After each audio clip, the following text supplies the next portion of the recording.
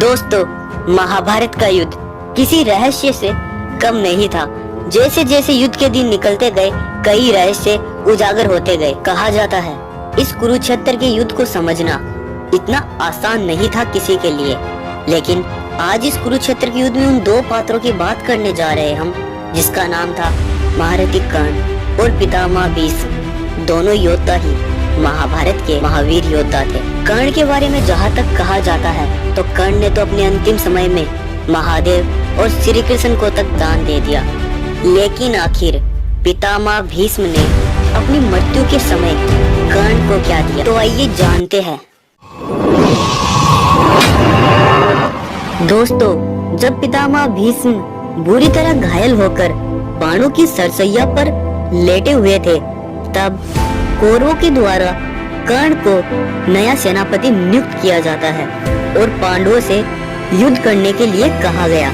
लेकिन युद्ध से पहले ही कर्ण के मन में कुछ प्रश्न उठे और वह उनका जवाब पाने के लिए सरसैया पर लेटे हुए पितामह भीष्म के पास जाते हैं। उन्हें प्रणाम कर अपना पहला प्रश्न पूछते हैं।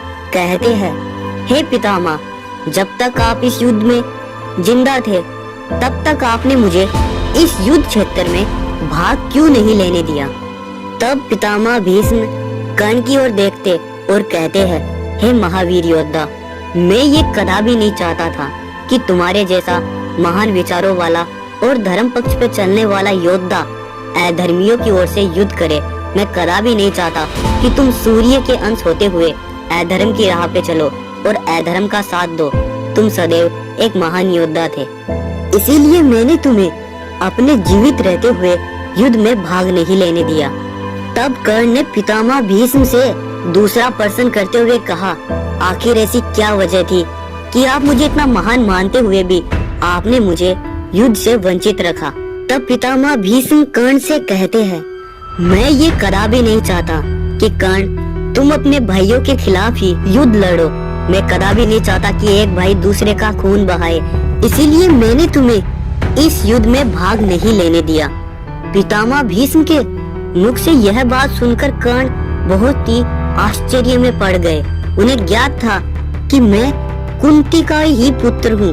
तब पितामह भीष्म कहते हैं, मैं ये कदा भी नहीं चाहता कि एक भाई दूसरे भाई के खून का प्यासा हो जाए। किंतु कर्ण को जब अपने मन में उठे प्रश्नों के उत्तर प्राप्त हो गए, तब भी कर्ण कुछ नहीं कर पाए, क्योंकि कर्ण भी अपने वचनों से बंधित थे। दुर्योधन की रक्षा का वचन कर्ण को सदैव याद था, इसीलिए कर्ण ने आखिरी समय तक दुर्योधन का साथ दिया। तो दोस्तों, आपको पितामह भीष्म और कर्ण की वार्ता कैसी लगी? अगर आपको इस वीडियो का पार्ट 2 चाहे तो कमेंट में जय श्री कृष्ण जरूर लिखें।